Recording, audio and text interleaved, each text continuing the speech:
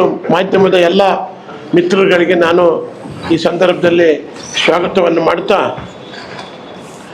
ಇಲ್ಲಿ ವೇದಿಕೆ ಮೇಲೆ ಇರ್ತಕ್ಕಂಥ ಎಲ್ಲ ನಮ್ಮ ಪಕ್ಷದ ಹಿರಿಯ ನಾಯಕರುಗಳು ಮತ್ತು ಪದ್ಮನಾಭನಗರ, ಪರ್ಟಿಕ್ಯುಲರ್ಲಿ ಪದ್ಮನಾಭನಗರ ವಿಧಾನಸಭಾ ಕ್ಷೇತ್ರಕ್ಕೆ ಸೇರಿರ್ತಕ್ಕಂಥ ಎಲ್ಲ ನಮ್ಮ ಮುಖಂಡರುಗಳು ಮತ್ತು ಪದ್ಮನಾಭನಗರ ಕ್ಷೇತ್ರಕ್ಕೆ ಸೇರಿರ್ತಕ್ಕಂಥ ಎಲ್ಲ ಮುಖಂಡರುಗಳು, ಇಲ್ಲೂ ಭಾಳ ಜನ ಮುಖಂಡರುಗಳೇ ಇರ್ತಕ್ಕಂಥದ್ದು, ಇಲ್ಲೂ ಸಹಿತ ಎಲ್ಲ ಮುಖಂಡರುಗಳೇ.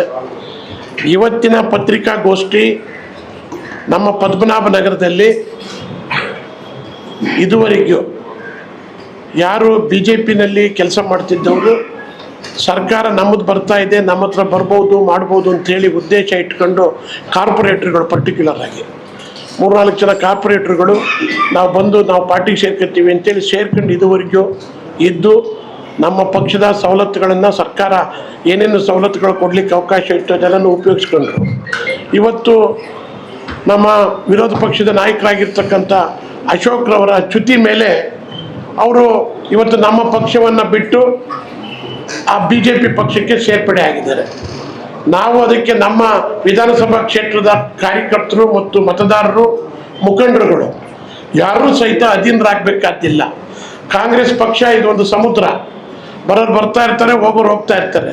ಅದಕ್ಕೆ ಯಾರೂ ನಾವು ಎದ್ಕೊಂಡ್ಬೇಕಾಗಿಲ್ಲ. ಇವತ್ತು ನಮ್ಮ ಪಕ್ಷದಲ್ಲಿ ನಮ್ಮ ಪದ್ಮನಾಭನಗರ ವಿಧಾನಸಭಾ ಕ್ಷೇತ್ರದಲ್ಲಿ ನಮ್ಮ ನಾಯಕರಾಗಿರ್ತಕ್ಕಂಥ ಗುರಪ್ಪ ನಾಯ್ಡು ಅವರು ಇದ್ದಾರೆ, ಮತ್ತೊಬ್ಬರು ನಾಯಕರಾಗಿರ್ತಕ್ಕಂಥ ಕಬಡ್ಡಿ ಬಾಬಣ್ಣ ಅವರು ಭಾಳ ಸ್ಟ್ರಾಂಗ್ ಆಗಿ ಆಕ್ಟ್ ಮಾಡ್ಕೊಂಡು ಓಡಾಡ್ಕೊಂಡಿರ್ತಕ್ಕಂಥವ್ರು ಇದ್ದಾರೆ. ಹಾಗೆಯೇ ನಮ್ಮ ಮಾಜಿ ಮೇಯರ್ ಅವರು, ನಮ್ಮ ವೆಂಕಟೇಶ್ ಮೂರ್ತಿಗಳು ಸಹಿತ ಭಾಳ ಹೋರಾಟ ಮಾಡ್ಕೊಂಡಿರ್ತಕ್ಕಂಥವ್ರು ಇದ್ದಾರೆ. ಮುತ್ತುರಾಜರವರು ಸಹಿತ ನಮ್ಮ ಕ್ಷೇತ್ರದವರು, ಅವರು ರಾಜ್ಯದಲ್ಲಿ ಒಂದು ಭಾಗದ ಒಂದು ಸಂಸ್ಥೆ ಅಧ್ಯಕ್ಷರಾಗಿದ್ದರು ಸಹಿತ ಪದ್ಮನಾಭನಗರ ಕ್ಷೇತ್ರಕ್ಕೆ ಸೇರಿರ್ತಕ್ಕಂಥವ್ರು. ಮತ್ತೋರ್ವ ಯುವ ನಾಯಕರು ಮತ್ತು ನಮ್ಮ ಪಕ್ಷದ ಭಾಳ ಮುಖಂಡರಾಗಿರ್ತಕ್ಕಂಥ ಕಾರ್ಯದರ್ಶಿಗಳಾಗಿರ್ತಕ್ಕಂಥ ಸಂಜಯ್ ಗೌಡರಿದ್ದಾರೆ. ಕಳೆದ ವಿಧಾನಸಭಾ ಚುನಾವಣೆಯಲ್ಲಿ ನಮ್ಮ ಪಕ್ಷದ ಅಭ್ಯರ್ಥಿಯಾಗಿದ್ದಂಥ ಸನ್ಮಾನ್ಯ ರಘುನಾಥ್ ನಾಯ್ಡು ಇದ್ದಾರೆ. ಹಾಗೆಯೇ ಪದ್ಮನಾಭನಗರಕ್ಕೆ ಯಾವಾಗಲೂ ಸಹಿತ ಈ ಯಾವುದೇ ಒಂದು ಸಣ್ಣ ಪುಟ್ಟ ವಿಚಾರ ಇರಲಿ, ಅಭಿವೃದ್ಧಿ ಇರಲಿ, ಯಾವುದೇ ವಿಚಾರಕ್ಕೂ ಸಹಿತ ನಮ್ಮ KPCCಯನ್ನು ಪ್ರತಿನಿಧಿಸ್ತಕ್ಕಂಥ 2-3 ಜನ ಮುಖಂಡರುಗಳು ಯಾವಾಗಲೂ ಪ್ರತಿ ಮೀಟಿಂಗಿಗೂ ಸಹಿತ ಬಂದು KPCC ಅವ್ರ ಮಾರ್ಗದರ್ಶನ ಏನಿದೆ ಅದನ್ನೆಲ್ಲ ಕೊಟ್ಟೋಗ್ತಕ್ಕಂಥದ್ದನ್ನು ಸನ್ಮಾನ್ಯ ಆರಾಧ್ಯರವರು ಮತ್ತು ನಮ್ಮ G. ಕೃಷ್ಣಪ್ಪನವರು, ಆರಾಧ್ಯರವರು BMTC ಅಧ್ಯಕ್ಷರು, ಪಾರ್ಟಿನಲ್ಲಿ ಭಾಳ ಮುಖ್ಯ ಸ್ಥಾನದಲ್ಲಿ ಇರ್ತಕ್ಕಂಥವ್ರು. ಹಾಗೆಯೇ ನಮ್ಮ G. ಕೃಷ್ಣಪ್ಪನವರು ಸಹಿತ ಗ್ಯಾರಂಟಿ ಯೋಜನೆಗಳ ಅಧ್ಯಕ್ಷರು ಮತ್ತು ಮುಖ್ಯಸ್ಥರು. ನಮ್ಮ ಹಾಗೆಯೇ ಲಕ್ಷ್ಮೀಪತಿಯವರು, ನಮ್ಮ ಮಾಜಿ ಕಾರ್ಪೊರೇಟರ್ ಆಗಿರ್ತಕ್ಕಂಥ ಲಕ್ಷ್ಮೀಪತಿಯವರು ಈ ಸಮಾರಂಭದಲ್ಲಿ ನಮ್ಮ ಜೊತೆಲಿದ್ದಾರೆ.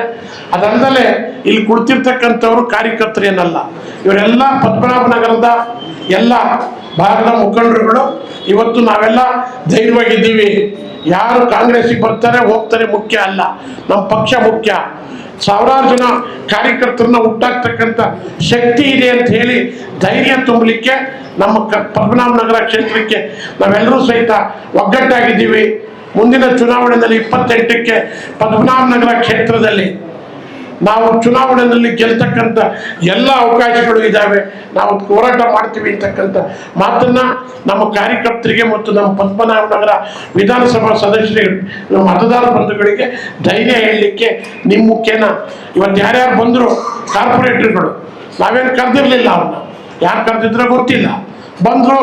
ನಮ್ಮ ಪಾರ್ಟಿನಲ್ಲಿ ಅಷ್ಟೊಂದು ಚೆನ್ನಾಗಿ ನೋಡ್ಕೊಂಡಿದ್ದು, ಎಲ್ಲ ಸ್ಥಾನಮಾನಗಳನ್ನು ಕೊಟ್ಟಿದ್ದು, ಸ್ಥಾನಮಾನಗಳನ್ನು ಉಪಯೋಗಿಸ್ಕೊಂಡು ವಾಪಸ್ ಹೋದ್ರು. ಅದರಿಂದ ಯಾರೂ ಸಹಿತ ಎದೆಗುಂದಬೇಕಾಗಿಲ್ಲ ಅಂತಕ್ಕಂಥ ಮಾತನ್ನು ಹೇಳೋಕ್ಕೋಸ್ಕರಲೇ ಇಲ್ಲಿ ಕರೆದಿರ್ತಕ್ಕಂಥದ್ದು. ಇನ್ನೇನಾದ್ರೂ ವಿಚಾರ ಇದ್ರೆ ಮಾನ್ಯ ಪತ್ರಕರ್ತರುಗಳೇನಾರ ಕೇಳಿದ್ರೆ ನಾವು ಅದಕ್ಕೆ ಉತ್ತರ ಕೊಡ್ಬೋದು. ನಾನು ಮಾತಾಡ್ಬಿಡ್ತೀನಿ. ನಮ್ಮ GBA ಗ್ಯಾರಂಟಿ ಅಧ್ಯಕ್ಷನಾಗಿ G. ಕೃಷ್ಣಪ್ಪ ನಾನು ಮಾತಾಡ್ತಾ ಇದ್ದೀನಿ. ಈಗ GBA ಅಧ್ಯಕ್ಷ ನಮ್ಮ ಪದ್ಮನಾಭನಗರ ವಿಧಾನಸಭಾ ಕ್ಷೇತ್ರದ ಅಧ್ಯಕ್ಷರಾದಂಥ ಪ್ರಮೋದ್ ಅವರು ಮತ್ತೆ ಕೆಲವು ಮಹಾನಗರ ಪಾಲಿಕೆಯ ಮಾಜಿ ಸದಸ್ಯರುಗಳು ಪಕ್ಷವನ್ನ ತೊರೆದು ನಮ್ಮ ಪಕ್ಷಕ್ಕೆ ಅವರು ಬಂದಾಗ ಯಾವುದೋ ಒಂದು ಸ್ಮಾರ್ಥ ಸಾಧನೆಗೋಸ್ಕರ ಬಂದಿದ್ರು ಅಂತ ನಾವು ಅನ್ಕೊಂಡಿದ್ದೀವಿ. ಆ ಸ್ವಾರ್ಥ ಸಾಧನೆ ಈಡೇರಲಿಲ್ಲ. ಕಾಂಗ್ರೆಸ್ ಪಕ್ಷ ಇವರಿಗೆ ಮಣಿಲಿಲ್ಲ ಅಂತಕ್ಕಂಥ ಒಂದು ಇಚ್ಛೆಯಿಂದ ಮತ್ತು ಅಶೋಕ್ ಅವರ ಒಂದು ಫುಸ್ಲಾಯಿಸ್ಲಿಂದ ಒತ್ತಡದಿಂದಾಗಿ ಅವರು ಹೋಗಿದ್ದಾರೆ. ಯಾವುದೇ ನಮಗೆ ತೊಂದರೆ ಆಗೋದಿಲ್ಲ. ಇವತ್ತು ಗೃಹಜ್ಯೋತಿಯಿಂದ 86,215 ಫಲಾನುಭವಿಗಳು ಪದ್ಮನಾಭ ನಗರದಲ್ಲಿ ಇದ್ದಾರೆ. ಅದೇ ರೀತಿ ಗೃಹಲಕ್ಷ್ಮಿಯಿಂದ 23,546 ಫಲಾನುಭವಿಗಳು ಇವತ್ತಿದ್ದಾರೆ. ಅವರೆಲ್ಲ ಜಾಗೃತರಾಗಿದ್ದಾರೆ. ಕಾಂಗ್ರೆಸ್ ಪಕ್ಷ ಕಾಂಗ್ರೆಸ್ ಸರ್ಕಾರ ಕೊಡ್ತಾ ಇರ್ತಕ್ಕಂಥ ಏನು ಇವತ್ತು 32 ಕಂತು 64,000 ರೂಪಾಯಿಗಳನ್ನ ಈ ನಮ್ಮ ಪದ್ಮನಾಭ ನಗರ ವಿಧಾನಸಭಾ ಕ್ಷೇತ್ರದ ಫಲಾನುಭವಿಗಳು ತಗೊಂಡಿದ್ದಾರೆ, ಎಂಜಾಯ್ ಮಾಡಿದ್ದಾರೆ. ಅವ್ರಿಗೆ ಖುಷಿಯಾಗಿ ಅವರ ಸ್ವತಂತ್ರ ಖರ್ಚಿಗೆ ಮಾಡ್ಕೊಂಡಿದ್ದಾರೆ. ಅವ್ರ ಜೀವನ ಸುಧಾರಿಸಿದೆ, ಬಡವರ ಬದುಕು ಹಸನಾಗಿದೆ. ಪದ್ಮನಾಭ ನಗರದ ಬಡವರ ಬದುಕು ಇವತ್ತು ಅವ್ರು ಯಾವತ್ತೂ ವಿಚಲಿತರಾಗೋದಿಲ್ಲ. ಅದೇ ರೀತಿ ಪದ್ಮನಾಭ ನಗರದ ಏನು 14 ಇವತ್ತು ವಾರ್ಡ್ಗಳಿದೆ, ಆ ವಾರ್ಡಿನ ಜನ ಇವತ್ತು ಯಾವತ್ತೂ ಕೂಡ ವಿಚಲಿತರಾಗೋದಿಲ್ಲ. ಇವರು ಯಾವ್ದೋ ಸ್ವಇಚ್ಛೆಯಿಂದ ಬಂದವರು, ಅವ್ರಿಗೆ ಅವರ ಹಿತ ಕಾಂಗ್ರೆಸ್ ಪಕ್ಷ ಕಾಂಗ್ರೆಸ್ ಸರ್ಕಾರ ಕಾಪಾಡಲಿಲ್ಲ ಅಂತಕ್ಕಂಥ ಒಂದೇ ಧೋರಣೆಯಿಂದ ಅವರು ವಾಪಸ್ ಹೋಗಿದ್ದಾರೆ. ಹಾಗೂ ಇಲ್ಲಿ ಸೇರಿರ್ತಕ್ಕಂಥ ಎಲ್ಲ ಪತ್ರಕರ್ತರಿಗೂ ಹಾಗೂ ಸೋಷಿಯಲ್ ಮೀಡಿಯಾವ್ರಿಗೂ ಎಲ್ಲ ಹೊಂದಿಸ್ತಾ ಮತ್ತೇನು ಪದ್ಮನಾಭ ನಗರ ಕ್ಷೇತ್ರ ಅಂದರೆ ಇಡೀ ರಾಜ್ಯದಲ್ಲಿ ಒಬ್ಬ ವಿರೋಧ ಪಕ್ಷದ ನಾಯಕರ ಕ್ಷೇತ್ರ. ನಮ್ಮ ಕ್ಷೇತ್ರದಲ್ಲಿ ಇವತ್ತು ಪ್ರೆಸ್ ಮೀಟ್ ಮಾಡಲಿಕ್ಕೆ ಒಂದು ಉದ್ದೇಶ, ಮೇನ್ ಕಾರಣ ಗ್ಯಾರಂಟಿ ಅಧ್ಯಕ್ಷರು ಹಾಗೂ BBMP ಸದಸ್ಯರು ಏನು ಇವತ್ತು ನಮ್ಮ ಪಕ್ಷದಲ್ಲಿ ಮಾನ್ಯ DK ಶಿವಕುಮಾರ್ ಅವ್ರ ನೇತೃತ್ವದಲ್ಲಿ ಸೇರಿದ್ರು, ಅವ್ರಿಗೆ ಯಾವ ರೀತಿ ಗೌರವಾನ್ವಿತದಿಂದ ಅವ್ರಿಗೆ ಉತ್ತರ ಇಲ್ಲ ಏನಕ್ಕೆ ಹೋಗ್ತಾ ಇದ್ದಾರೆ ಅಂತ, ಅವ್ರಿಗೆ ಉತ್ತರ ಇಲ್ಲ ಅವ್ರಿಗೆ ಏನಕ್ಕೆ ಪಕ್ಷ ಬಿಟ್ಟು ಹೋಗ್ತಾ ಇದ್ದಾರೆ ಅಂತ. ನಮ್ಮ ಸರ್ಕಾರ ಅವ್ರ ಜೊತೆ ಇತ್ತು. ಇವಾಗ ನಮ್ಮ ಕೃಷ್ಣಪ್ಪ ಅವ್ರು ಹೇಳ್ದಂಗೆ, ಶಿವರಾಮೇಗೌಡರು ಹೇಳ್ದಂಗೆ, ನಾವು ಗ್ಯಾರಂಟಿ ಯೋಜನೆಗಳಲ್ಲಿ ಈ ಖಾತಾ ಇರ್ಬೋದು, ಪ್ರತಿಯೊಂದು ಏನು ಗ್ಯಾರಂಟಿ ಯೋಜನೆಗಳಿಂದ ಮಹಿಳೆಯರಿಗೆ ಒಂದು ಒಳ್ಳೆ ಕಾರ್ಯ ಇರ್ಬೋದು, ಪದ್ಮನಾಭ ಕ್ಷೇತ್ರದಲ್ಲಿ ಒಂದು ವೇವ್ ಕ್ರಿಯೇಟ್ ಆಗ್ತಿತ್ತು. ಅದು ಕಾಂಗ್ರೆಸ್ ಸರ್ಕಾರದಿಂದ ಅಂತ ಒಂದು ಉದ್ದೇಶದಿಂದ ಅವ್ರು ಏನು ಕಾರ್ಯಕ್ರಮ ಮಾಡಿದ್ರು. ಇವತ್ತೇನು ಎಲ್ಲರೂ ಇದ್ದಾರೆ, ಇವಾಗ ಪ್ರತಿಯೊಂದು ಇವತ್ತು ನಾನು ಹೇಳೋದೇನು ಅಂದ್ರೆ, ನಾವೆಲ್ಲ ಪದ್ಮನಾಭ ನಗರದಲ್ಲಿ ಕಾಂಗ್ರೆಸ್ ನಾಯಕರುಗಳು ಒಗ್ಗಟ್ಟಾಗಿದ್ದೇವೆ. ಯಾರು ಯಾವುದೇ ರೀತಿ ಸಮಸ್ಯೆ ಆಗಲಿ ಯೋಚನೆ ಆಗಲಿ ಮಾಡೋ ಅವಶ್ಯಕತೆ ಇಲ್ಲ.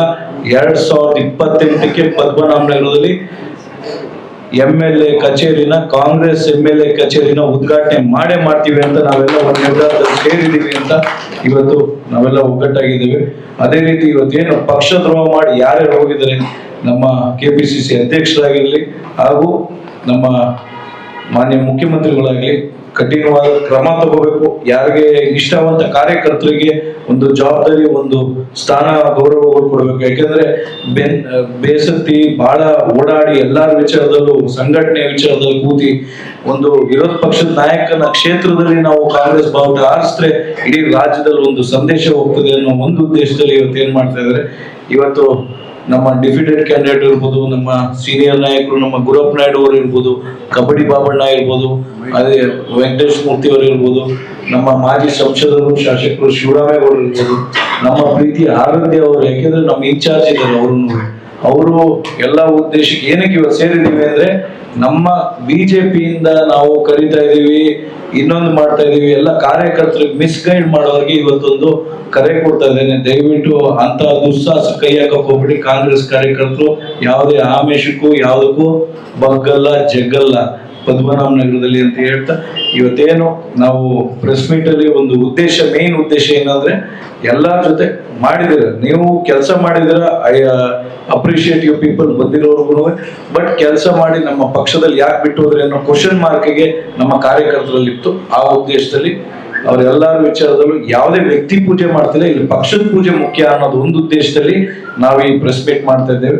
ಅದೇ ರೀತಿ ಮುಂದಿನ ದಿನಗಳಲ್ಲಿ ಯಾರ್ಯಾರು ಬ್ಲಾಕ್ ಪ್ರೆಸಿಡೆಂಟ್ಸ್ ನೇತೃತ್ವಗಳಲ್ಲಿ ಇನ್ನು ಮುಂದೆ ಸಂಘಟನೆಗಳಲ್ಲಾಗ್ಲಿ ಪ್ರತಿಯೊಂದು ಉದ್ದೇಶ ಏನೇ ಸಮಸ್ಯೆಗಳಾಗ್ಲಿ ಸರಿಪಡಿಸ್ಕೊಂಡು ಇನ್ನ ಒಗ್ಗಟ್ಟಾಗಿ ನಾವು ಆಗ್ಲಿ ಬ್ಲಾಕ್ ಪ್ರೆಸಿಡೆಂಟ್ಸ್ಗಳಾಗ್ಲಿ ಡಿಫಿಡೆಡ್ ಕ್ಯಾಂಡಿಡೇಟ್ ಆಗ್ಲಿ ಎಲ್ಲ ನಾಯಕರಾಗ್ಲಿ ಮುಂದಿನ ದಿನಗಳಲ್ಲಿ ಒಗ್ಗಟ್ಟಾಗಿ ಹೋಗ್ತೇವೆ. ಏನು ಸಮಸ್ಯೆ ಇಲ್ದಿರಂಗೆ ಕಾಂಗ್ರೆಸ್ ಪಕ್ಷ ನಮ್ಮ ಮುಂದೆ ಎಲ್ಲ ಕಾರ್ಯಕರ್ತರಿಗೂ ಒಂದು ಧೈರ್ಯ ತುಂಬಿ ಅವ್ರ ಜೊತೆ ನಿಂತು ಪಕ್ಷ ಸಂಘಟನೆ ಉದ್ದೇಶದಲ್ಲಿ ಜೊತೆ ಇರ್ತೀವಿ ಅಂತ ಈ ಮಾಧ್ಯಮ ಮುಖಾಂತರ ಹೇಳ್ತೀನಿ. ನಮಸ್ಕಾರ. ವೇದಿಕೆ ಮೇಲೆ ಆಸೀನರಾಗಿರ್ತಕ್ಕಂಥ ಮಾಜಿ ಸಂಸದರ ಸ್ನೇಹಿತರಾದಂಥ ಶಿವರಾಮೇಗೌಡರು, ಪ್ರೆಸ್ ಅವ್ರನ್ನ ಉದ್ದೇಶಿಸಿ ಮಾತಾಡ್ಬಿಡಿ ಎಲ್ಲ ನಮ್ಮನ್ನೇನು ಮತ್ತೆ ಹೇಳೋದು ಡೈರೆಕ್ಟ್ ಆಗಿ ಮಾತಾಡ್ತಾರೆ. ಬಾಬು ಅವರೇ, ವೇದಿಕೆ ಮೇಲಿರ್ತಕ್ಕಂಥ ಎಲ್ಲ ಕಾಂಗ್ರೆಸ್ ಮುಖಂಡರೇ, ವೇದಿಕೆ ಮುಂದಿರ್ತಕ್ಕಂಥ ಎಲ್ಲ ಕಾಂಗ್ರೆಸ್ ಮುಖಂಡರೇ ಹಾಗೂ ಎಲ್ಲ ಪತ್ರಕರ್ತ ಸ್ನೇಹಿತರೆ, ನನಗಿದು ಗೊತ್ತಿತ್ತು. ಕಾಂಗ್ರೆಸ್ ಅಲ್ಲಿ 1980ರಲ್ಲಿ ಕಿಸಾನ್ ರ್ಯಾಲಿಗೆ ನಾನು ಡೆಲ್ಲಿಗೆ ಹೋಗಿದ್ದೆ. 80ರಿಂದ ಇಲ್ಲಿವರೆಗೂ 46 ವರ್ಷಗಳ ಸುದೀರ್ಘ ಪಯಣದಲ್ಲಿ ಒಂದು ದಿನಾನು ನಾವು ಕಾಂಗ್ರೆಸ್ ಬಿಟ್ಟು ಬೇರೆ ಕಡೆ ಮುಖ ಮಾಡಿಲ್ಲ. ಹರಿಪ್ರಸಾದ್ ಅವರು ಅವಾಗ ನಾನು ವಿದ್ಯಾರ್ಥಿ ನಾಯಕರಿದ್ದಾಗ ನಮ್ಮ ನಾಯಕರು, ಡಿ.ಕೆ. ಶಿವಕುಮಾರ್ ಅವರು ನಮ್ಮ ಸಹೋದರಗಳು, ನಾವೆಲ್ಲ ಸ್ಟೂಡೆಂಟ್ ಲೀಡರ್ಗಳಾಗಿದ್ದವರು. ಇವತ್ತು ಕೂಡ ನಾವಿದ್ದಂಥ ಟೀಮ್ ಏನಿತ್ತೋ ಆ ಟೀಮೇ ರಾಜ್ಯ ಪೂರ್ತಿ ನಾಯಕತ್ವ ವಹಿಸಿಕೊಂಡಿರೋದು. ಪದ್ಮನಾಭ ನಗರದಲ್ಲಿ ನನಗೆ ಅಶೋಕು ಬಿಜೆಪಿ ಬಹಳ ದೊಡ್ಡದು ಅಂತ ಏನು ಅನ್ಸಲ್ಲ. ಅದು ಇಲ್ಲಿರ್ತಕ್ಕಂಥ ಎಲ್ರಿಗೂ ಗೊತ್ತು, ನನಗೂ ಗೊತ್ತು. 2008 ನಾನು ಕಾಂಗ್ರೆಸ್ ಇಂದ ಎಲೆಕ್ಷನ್ ನಿಂತಾಗ 8 ದಿನದಲ್ಲಿ ನನಗೆ ಟಿಕೆಟ್ ಕೊಟ್ಟು ನಾನು ಸೋತಿದ್ದೆ. ನಾನು ಸೋತ ದಿನದಿಂದ 5 ವರ್ಷ ಸತತವಾಗಿ ಆರ್ ಅಶೋಕ್ ಅವರು ಹೋಮ್ ಮಿನಿಸ್ಟರ್ ಆಗಿದ್ರು, ಟ್ರಾನ್ಸ್ಪೋರ್ಟ್ ಮಿನಿಸ್ಟರ್ ಆಗಿತ್ತು, ಡೆಪ್ಟಿ CM ಆಗಿದ್ರು. ಒಂದು ದಿನ ಬಿಡದಂಗೆ ನಾನು ಕಾರ್ಯಕ್ರಮಗಳನ್ನ ರೂಪಿಸ್ತಾ ಇದ್ದೆ. ಮಲ್ಲಿಕಾರ್ಜುನ ಖರ್ಗೆ ಅವರಿಂದ ಹಿಡಿದು ಪರಮೇಶ್ವರ್ ಅವರಿಂದ ಹಿಡಿದು ಎಲ್ಲ ನಾಯಕರು ಕೂಡ ಪದ್ಮನಾಭನಗರಕ್ಕೆ ಬಂದಿದ್ರು. ಯಾಕೆಂದ್ರೆ ಪದ್ಮನಾಭನಗರದಲ್ಲಿ ಇರ್ತಕ್ಕಂಥ ಎಲ್ಲ ಬಿಜೆಪಿಯವರು ಕೆರೆಗಳರಾಗಿದ್ರು, ಕೆರೆಗಳನ್ನ ಲೂಟಿ ಹೊಡೆದಿದ್ರು. ಚಿಕ್ಕಲ್ಸಂದ್ರ ಕೆರೆ ಕಾಣೆ ಆಗಿತ್ತು. ಉತ್ತರಳ್ಳಿ ಕೆರೆ ಇರ್ಬೋದು, ಗೌಡನಪಾಳ್ಯ ಕೆರೆ ಇರ್ಬೋದು, ಹೊಸಕೆರಳ್ಳಿ ಕೆರೆ ಇರ್ಬೋದು, ಎಲ್ಲ ಕೆರೆಗಳನ್ನ ನೀರು ಕುಡಿದಿದ್ರು. ಇದರ ವಿರುದ್ಧವಾಗಿ ನಾವು ಸತತವಾದ ಹೋರಾಟ ನಾವು ಮಾಡಿದ್ವಿ. ಆ ಹೋರಾಟದಲ್ಲಿ ಡಾಕ್ಟರ್ ಪರಮೇಶ್ವರಿಂದ ಹಿಡಿದು ಎಲ್ಲ ನಾಯಕರು ಭಾಗವಹಿಸಿದ್ರು. ಅವತ್ತಿನ ದಿನ ಕಾಂಗ್ರೆಸ್ನವರು ಪ್ರತಿಯೊಬ್ಬರು ಕೂಡ ಬೀದಿಗೆ ಬಿದ್ದು ಹೋರಾಟ ಮಾಡ್ತಿದ್ರು. 2013ವರೆಗೂ ಬೇರೆ ಬೇರೆ ವ್ಯತ್ಯಾಸಗಳಾಯ್ತು, ಅದ್ರ ಬಗ್ಗೆ ನಾನೇನು ಮಾತಾಡಕ್ ಹೋಗಲ್ಲ. ಈ ಬಿಜೆಪಿಯಿಂದ ಕಾಂಗ್ರೆಸ್ಗೆ ಕೆಲವರೆಲ್ಲ ಬಂದು ಸೇರ್ಕೊಂಡಾಗ ನಾನು ಇದ್ದೆ. ಅವತ್ತು ಸಿದ್ದರಾಮಯ್ಯನವರು ಇದ್ರು, ಡಿ.ಕೆ. ಶಿವಕುಮಾರ್ ಅವರು ಇದ್ರು, ಎಲ್ಲ ನಾಯಕರು ಇದ್ರು. ವೀರಾವೇಶವಾಗಿ ಮಾತಾಡಿದ್ರು ಬಿಜೆಪಿಯಿಂದ ಬಂದವರು ಇದೇ ಕಾಂಗ್ರೆಸ್ ಆಫೀಸಲ್ಲಿ. ಯಾವ ತರ ವೀರಾವೇಶವಾಗಿ ಮಾತಾಡಿದ್ರೆ ಇಡೀ ಬಿಜೆಪಿನ ನಾವು ಕಂಟ್ರೋಲ್ ತಗೊಂಡು ಕಾಂಗ್ರೆಸ್ ತಗೊಂಡು ಬರ್ತೀವಿ ಅಂತ ಎಲ್ಲಾರು ನಂಬಿದ್ರು. ನನಗೆ ನಂಬಿಕೆ ಇರಲಿಲ್ಲ. ನನಗೆ ಗೊತ್ತು ಅವ್ರು ಏನಕ್ಕೆ ಬಂದಿದ್ದಾರೆ, ಏನಕ್ಕೆ ಹೋಗ್ತಾರೆ ಅಂತ. ಅವತ್ತಿನ ದಿನ ಆರ್ ಅಶೋಕ್ ಅವರು ಪ್ರೆಸ್ ಕರೆದು ಹೇಳಿದ್ರು, ನೀವೆಲ್ಲ ಪತ್ರಕರ್ತರು ನೋಡಿ ಅವ್ರ ಹೇಳಿಕೆ ಏನಂತ, ಇವತ್ತಿಗೆ ಪದ್ಮನಾಭನಗರ ಪರಿಶುದ್ಧ ಆಯ್ತು. ಕೆರೆಗಳು ಯಾರ್ಯಾರು ಇದ್ರು ಅವರೆಲ್ಲ ಕಾಂಗ್ರೆಸ್ ಕೊಟ್ಟೋದ್ರು, ನಾವಿವತ್ತು ಪರಿಶುದ್ಧವಾಗಿದ್ದೀವಿ ಅಂತ. ಆ ಪರಿಶುದ್ಧತೆ ಇವತ್ತು ಮತ್ತೆ ಎಲ್ಲ ಬಿಜೆಪಿ ಕೊಟ್ಟೋಯ್ತು. ಎಲ್ಲಾ ಕಳಂಕ ನಾವು ಹಾಕೊಂಡು ಹೊಟ್ಟೋದು. ಇವಾಗ ಕೆರೆಗಳು ಯಾರು ಅಂದ್ರೆ ನಮ್ಮ ಕಾಂಗ್ರೆಸ್ ಅಲ್ಲಿ ಯಾರು ಇಲ್ಲ, ಮತ್ತೆ ಅವರೆಲ್ಲ ಬಿಜೆಪಿಲೇ ಇದ್ದಾರೆ.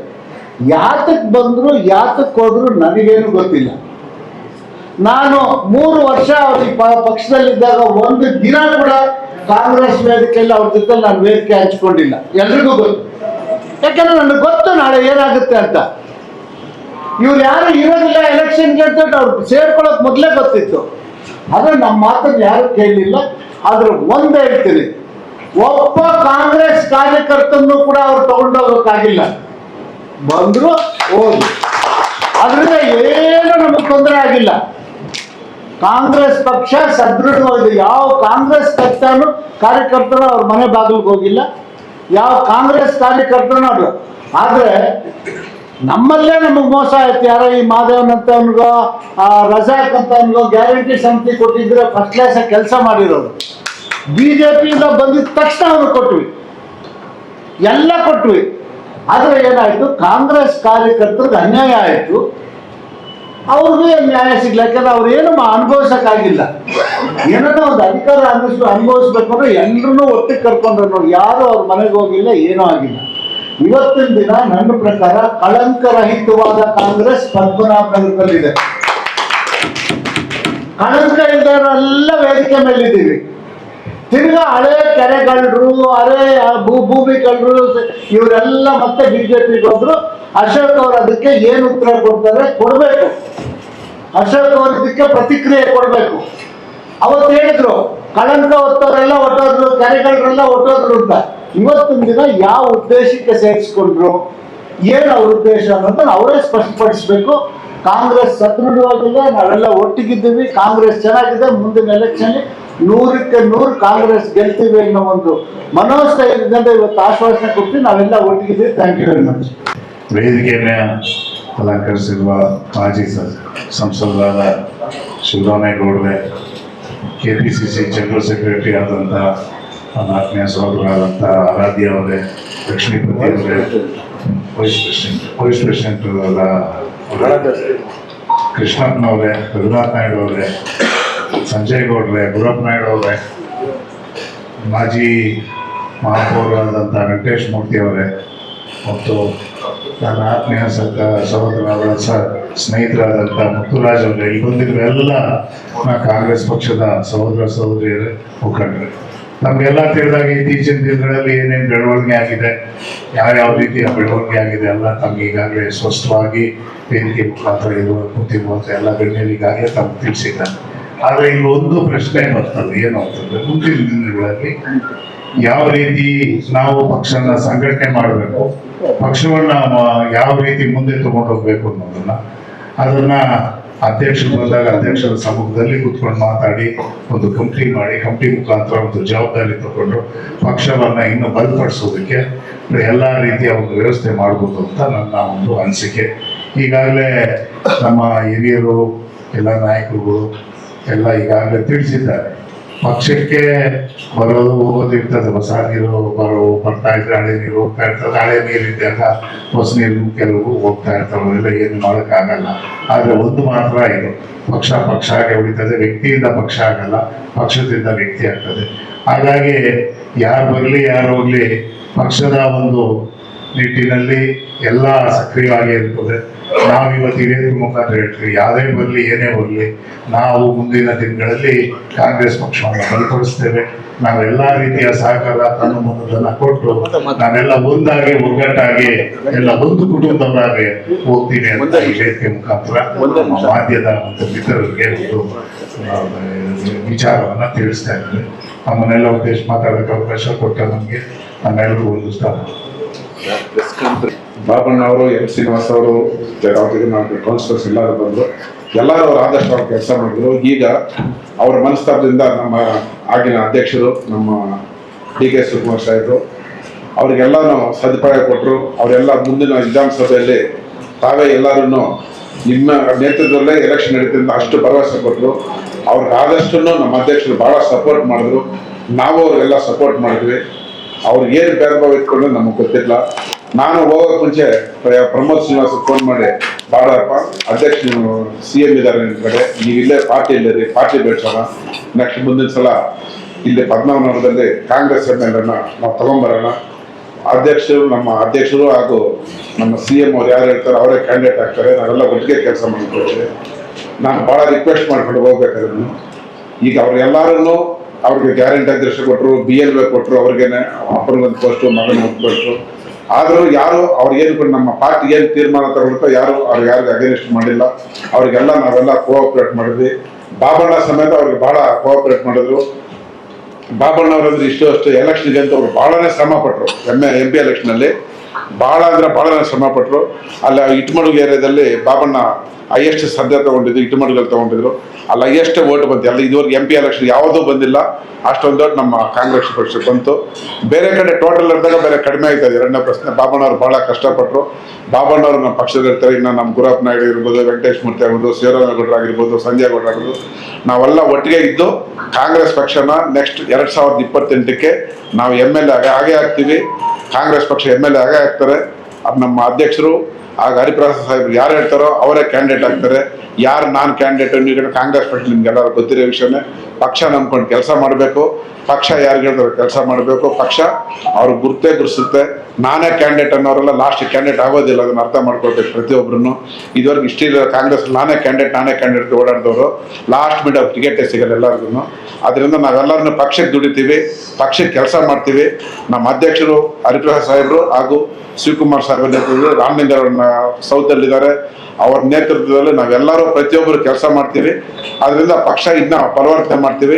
ನಾವೆಲ್ಲ ಪಾಪಣ್ಣ ಹೇಳ್ದಂಗೆ ಎಲ್ಲ ಒಟ್ಟಿಗೆ ಕುತ್ಕೊಂಡು ಹರಿಪ್ರಸಾದ್ ಕುತ್ಕೊಂಡು ಏನು ಮಾಡಬೇಕು ಇನ್ನು ಮುಂದಿನ ಜನರಿಗೆಲ್ಲ ಅವರು ನಮ್ಮ ಗ್ಯಾರಂಟಿ ಏನಿದೆಯೋ ನಮ್ಮ ಅಧ್ಯಕ್ಷರಲ್ಲಿ ಕೆಲಸ ಮಾಡ್ಕೊಳ್ತಾರೆ.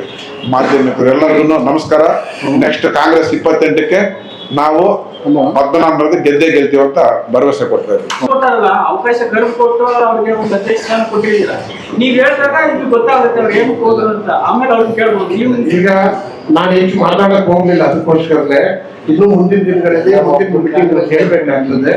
ಅಶೋಕ್ ಅವರ ಚಿತಾವಣೆ ಇದರೊಳಗೆ ಸ್ಪಷ್ಟವಾಗಿ ಅದಕ್ಕಿಂತ ಅಶೋಕ್ ಅವರು ಬಹಳ ಚಿತಾವಣೆ ಮಾಡಿ, ಯಾಕೆಂದ್ರೆ ಅವ್ರು ಬಿಟ್ಟು ಅವರೇ ಬಂದಿದ್ದವರು.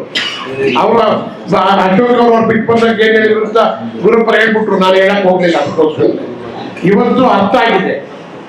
ಪದ್ಮನಾಭನಗರ ಜನ ಏನ್ ದಡ್ರಲ್ಲ, ಜನನೂ ಅರ್ಥ ಮಾಡಿಕೊಂಡಿದ್ದಾರೆ. ಇವತ್ತು ಅವ್ರು ವಾಪಸ್ ಹೋಗಿರೋದಕ್ಕೆ ಕಾಂಗ್ರೆಸ್ನವ್ರು ಯಾರು ಓಡ್ಬಿಡೋದಿಲ್ಲ ಅವ್ರ ಹಿಂದೆ. ಮತದಾರರು ಯಾರು ನಾವ್ ಹೇಳ್ದಂಗೆ ಕೇಳಲ್ಲ, ಜನ ಬುದ್ಧಿವಂತಿದ್ದಾರೆ.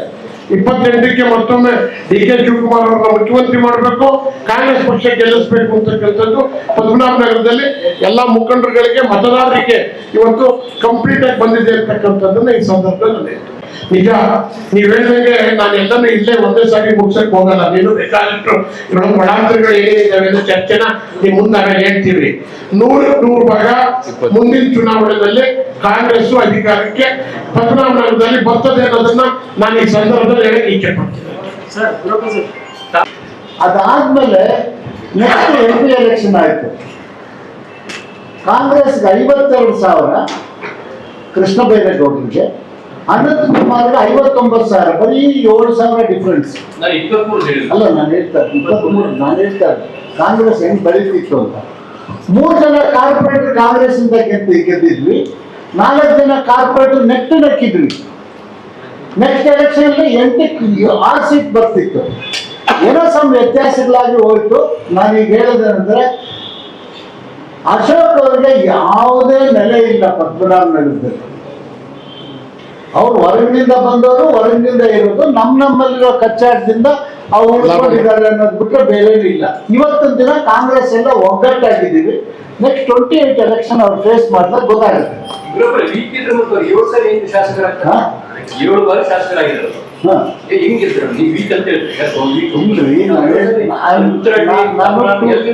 2008 ಇಂದ ನಾನು ಮಾತಾಡ್ತಾ ಇದ್ದೀನಿ. ಅದ್ರ ಮೇಲೆ ಅದಕ್ಕೆ ಮೊದಲು ಉತ್ತರಳ್ಳಿ ಯಾರೋ 7 ಕಾನ್ಸ್ಟಿಟ್ಯೂನ್ಸಿ 2008 ಅಲ್ಲಿ ಹೊಸದಾಗಿ ಕಾನ್ಸ್ಟಿಟ್ಯೂನ್ಸಿ ಆಗಿದ್ದಾಗ ನಾನು ಕಾಂಗ್ರೆಸ್ ಇಂದ ಕಬಡ್ಡಿ ಬಾಬು ದಳದಿಂದ ನಾವು ಕಿತ್ತಾಡೋದ್ರ ಮಧ್ಯೆ ಬಂದ್ರು. ಅದಾದ್ಮೇಲೆ ಕಾರ್ಪೊರೇಷನ್ MP ಎಲೆಕ್ಷನ್ ಅಲ್ಲಿ ನಮ್ಗೆ ಹೆಚ್ಚು ಕಮ್ಮಿ ಈಕ್ವಲ್ ಆಗಿ ಬಂತು ಬಿಜೆಪಿಗೆ. ನಮ್ಗೆ ಕೆಲವು ಟ್ರೆಡಿಷನಲ್ ಬಿಜೆಪಿ ವೋಟರ್ಸ್ ಇದ್ದಾರೆ, ಅವನ್ನೆಲ್ಲ ನಾವು ಟರ್ನ್ ಮಾಡಿ ಒಂದು ಮಟ್ಟಕ್ಕೆ ತರ್ತಿದ್ವಿ. ಕೆಲವು ವ್ಯತ್ಯಾಸಗಳಿಂದ ಆಯ್ತು. ಈ 2028 ಎಲೆಕ್ಷನ್ ಅಲ್ಲಿ ಯಾವುದೇ ವ್ಯತ್ಯಾಸ ಇದ್ದಂಗೆ ಕಾಂಗ್ರೆಸ್ ಬರುತ್ತಾರೋ ನಾವು ಮಾಡ್ತೀವಿ. ಈಗ ಕಳಂಕನೆಲ್ಲ ಅಶೋಕ್ ಅವರೇ ಒತ್ಕೊಂಡ್ರಲ್ಲ, ಮತ್ತೆ ಆ ಕಳಂಕನ ಬೀದಿಗೆ ತರ್ತೀವಿ. ಏನೇನಿದೆ ಅವ್ರ ಕಳಂಕಗಳೆಲ್ಲ ಬೀದಿಗೆ ತರ್ತೀವಿ, ಅದ್ರಲ್ಲಿ ಏನ್ ಡೌಟ್ ಇಲ್ಲ.